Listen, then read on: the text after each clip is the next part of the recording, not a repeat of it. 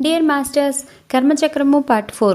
New year spiritual master Bhimaneni Vamsi Kiran గారు మన జీవితంలో జరిగే ప్రతి కార్యం వెనుక ఒక కారణం ఉంటుంది అన్న అద్భుతమైన ప్రకృతి నియమం యొక్క పనితీరుపై అనేక పరిశోధనలు చేసి కర్మ అంటే ఏమిటి, కర్మ ఫలాలు ఎలా ఉంటాయి, అసలు కర్మ శిక్షణ, కర్మచక్రాన్ని నడిపించే ముఖ్య సూత్రాలు ఏవి, కర్మశూన్యత ఎలా చేసుకోవాలి, కర్మధ్యానం అంటే ఏంటి, ఎలా చేయాలి, తద్వారా మన జీవితంలో మనం అనుభవించే అనేక రకాల దుఃఖాల నుండి ఏ విధంగా బయటపడవచ్చు మొదలైన అంశాలపై సామాన్యులకు సైతం అర్థమయ్యే రీతిలో అత్యంత సులభంగా స్పష్టంగా తెలియజేసిన అద్భుతమైన గ్రంథరాజం కర్మచక్రం.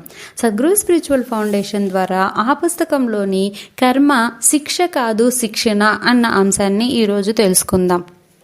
కర్మ శిక్ష కాదు శిక్షణ. రాజు: మాస్టర్, కర్మ శిక్షణ అంటున్నారు, మనం ఎంతో సంతోషంగా రోగాన్ని భోగాన్ని తెచ్చుకుంటాం అంటున్నారు. అసలు ఎందుకు భూలోకంలో జన్మించాలి, ఎందుకు కర్మలు తగిలించుకోవాలి, ఈ శిక్షణ దేని కొరకు దయచేసి వివరించగలరు? వంశీ మాస్టర్: పరమాత్మ నుండి మనం అంశాత్మగా విడివడి కారణలోకాల్లో స్థిరపడతాం. తర్వాత దాని నుండి ఒక జీవాత్మను సృష్టించుకొని భూలోకం వస్తాం.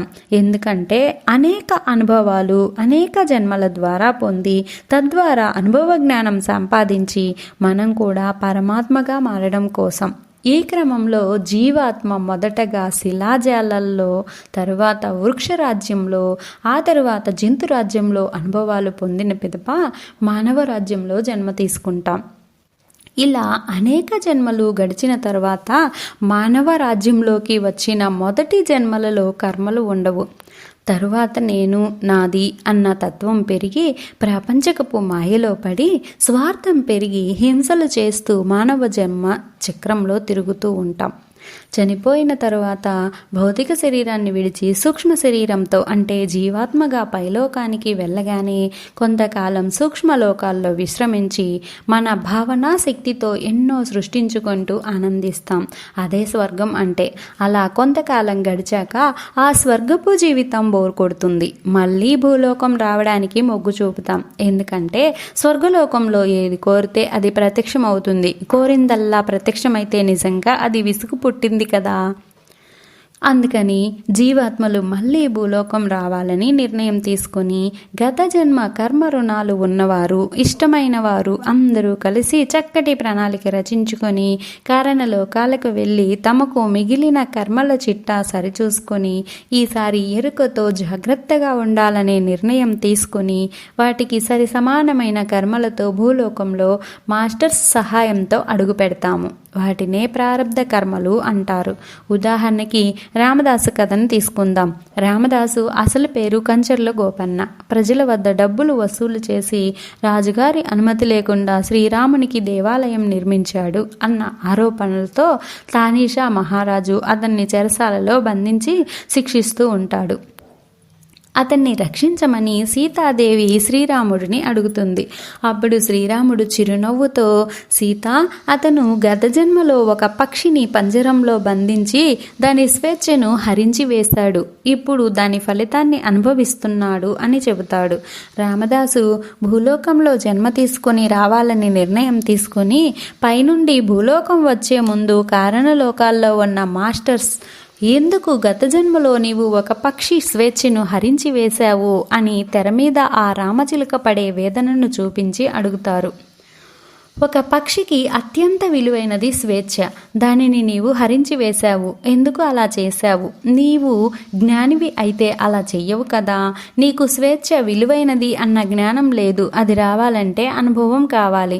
కనుక నీవు భూలోకం వెళుతున్నావు కాబట్టి నిన్ను ఎవరైనా బంధిస్తే ఎలా ఉంటుందో తెలుసుకొని దాన్ని అనుభవ జ్ఞానంగా మలుచుకొని తిరిగిరా అని ఆ అనుభవ జ్ఞానం వల్ల నీవు ఉన్నత ఆత్మవు అవుతావు. తర్వాత జన్మలలో ఎవరికి అటువంటి బాధ కలిగించవు అంటూ సలహా ఇస్తారు. అందువలన రామదాసు ఒక ప్రణాళిక వేసుకొని జైలు జీవితం అన్న కథను రాసుకొని తానీషా మహారాజుతో ఒప్పందం కుదుర్చుకొని పైలోకం నుండి భూలోకం వచ్చాడు. దీనినే విధి వ్రాత లేదా తలరాత అంటాము. అయితే తలరాత రాసేది బ్రహ్మదేవుడు కాదు, ఎవరికి వారి జీవితపు ప్రణాళికను అనుభవం కోసం రాసుకొని వస్తారు. కాకపోతే తల్లి గర్భంలోంచి బయటకు రాగానే అందరం అంతా మర్చిపోతాం. అదే వింత నాటకం అంటే.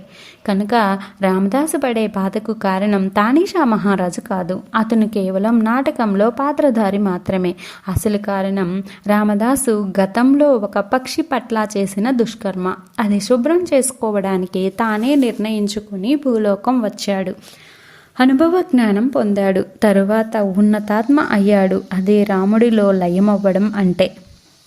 కనుక ఈ లోకంలో మనం అనుభవించే ప్రతి బాధ ఒకానొకప్పుడు మరొక ప్రాణికి మనం కల్పించాము అన్నది సదా గుర్తుంచుకోవాలి. ఆ బాధను మనం అజ్ఞానపు దశలో వారికి కల్పించాము కనుక తరువాత జన్మలలో మరొక ప్రాణికి అటువంటి బాధను కల్పించకుండా ఉండే జ్ఞానాన్ని సంపాదించుకోవాలంటే అటువంటి బాధని మనం అనుభవిస్తే ఆ జ్ఞానం ఆత్మక్షేత్రంలో నిక్షిప్తమై తరువాత జన్మలలో ఉన్నత ఆత్మగా పరిణామం చెందుతాము.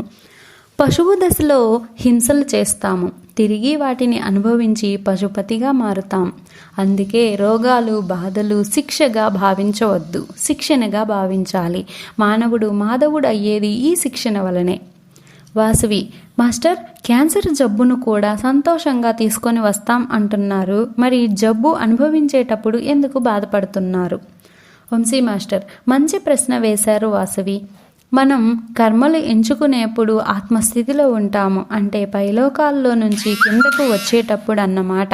దేహంలోకి వచ్చాక ఆ జబ్బు అనుభవించాల్సినప్పుడు వేదన చెందుతూ ఉంటాం. ఆత్మస్థితిలో సంతోషంగా తీసుకుంటాం, కానీ దేహస్థితిలో కష్టపడుతూ ఉంటాం.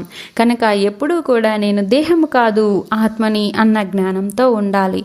నేను దేహం ద్వారా అనుభవిస్తున్న ఈ జబ్బు నాకు ఎంతో నేర్పించడానికి వచ్చింది అన్న అవగాహన పెంచుకొని దానిని ప్రేమించండి. అప్పుడు మీకు ఆ జబ్బు నుండి ఉపశమనం లభిస్తుంది. ఎందుకంటే ప్రేమించేది ఏది మిమ్మల్ని బాధించదు. కనుక కష్టాల్ని బాధల్ని మనం ఎంతగా ద్వేషిస్తే, దానికి ఎంత భయపడితే అది అంతగా మనల్ని హింసిస్తుంది. ఎందుకు ఈ గోలంతా అంటే అనుభవ జ్ఞానం రావాలి కదా. మరి రేపటి భాగంలో దేవుళ్ళు బాబాలు రక్షించరా అన్న అంశాన్ని తెలుసుకుందాం. ఇంతటి అద్భుతమైన ఆత్మజ్ఞానాన్ని మనకి అందించిన వంశీ గారికి శతకోటి కృతజ్ఞతాభివందనాలు. Thank you.